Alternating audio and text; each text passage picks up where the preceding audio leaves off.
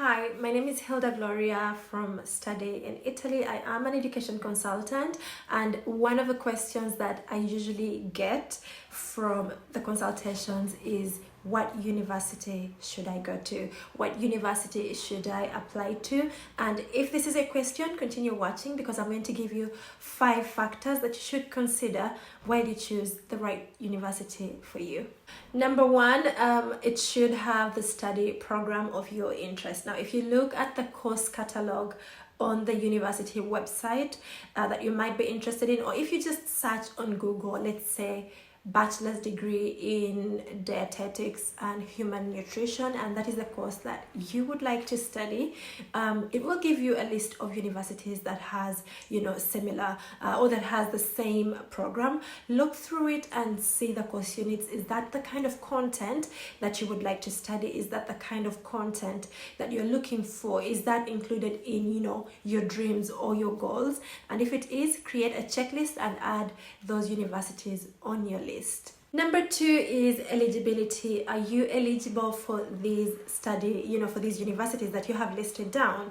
How to check for eligibility is you go to the university website for that particular study program that you would like, and then click on the call for applications, and you will see the eligibility criteria or the requirements. Take a look at all of them. Is your country among the countries that are selected to study this program or to be sponsored? Are you eligible? Do you have the grades? Do you have all the requirements? Look through all the requirements and see if you qualify. Another thing that you can do is do the eligibility test. It is quite common right now that universities have got an eligibility test on the website that you can actually do. All you need to do is fill in your details, and there will be a pass mark that will say whether you are qualified for this course or not, depending on the details that you put in, of course, according to your background. Next is the city. While choosing the city, of course, there are factors to be considered, like the cost of student accommodation, the ability or the availability of student jobs in case you would like more funding or you'd like to finance yourself by finding a student job. Is it a metropolitan city? Is it a city that is diverse so that you don't feel alone if you've got social needs? I'll give you an example for myself. I was looking for a city when I was looking to come to study in Italy. I was looking for a city where I wouldn't be the only black person, and Milan ranked really highly as there were so many black people doing really good jobs.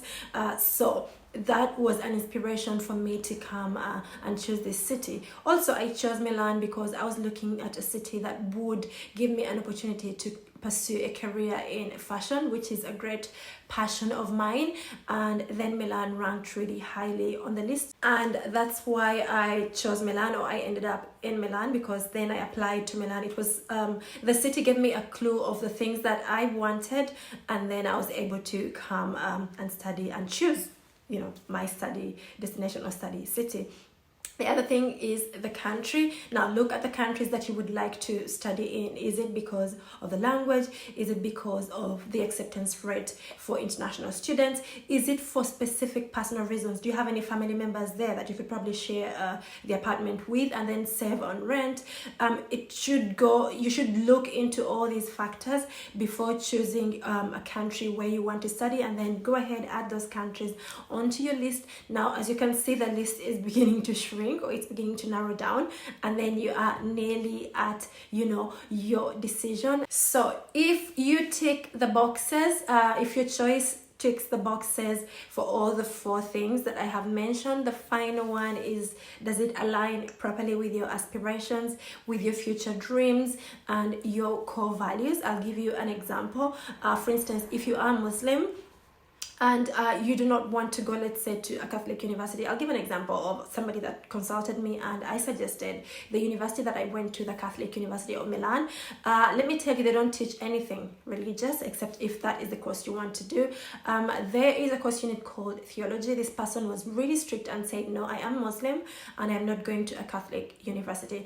Even though I tried to convince them, they were like, no, that is against my core values. So look at all these things and see if it is something that aligns very well with the things that make you comfortable, or the things that you believe in, and then you'll be able to find that solution, or to make the decision.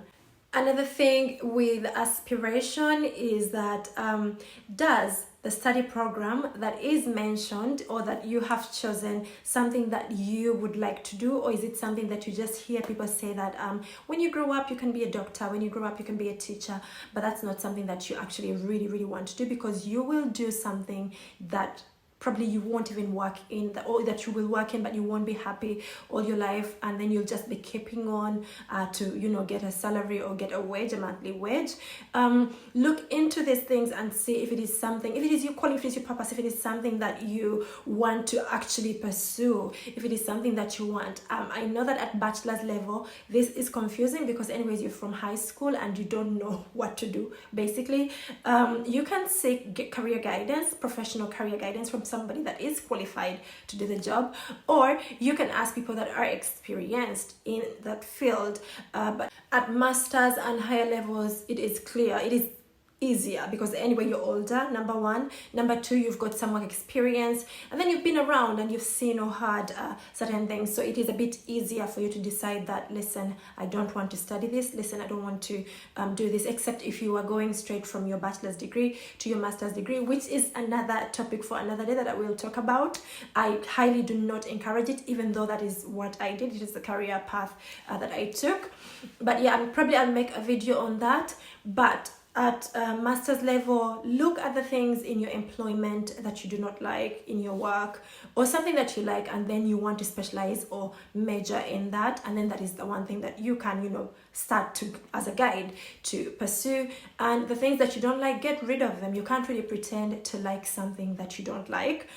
You can for a certain period, but not forever. So there you are, you've got it, how to choose your university.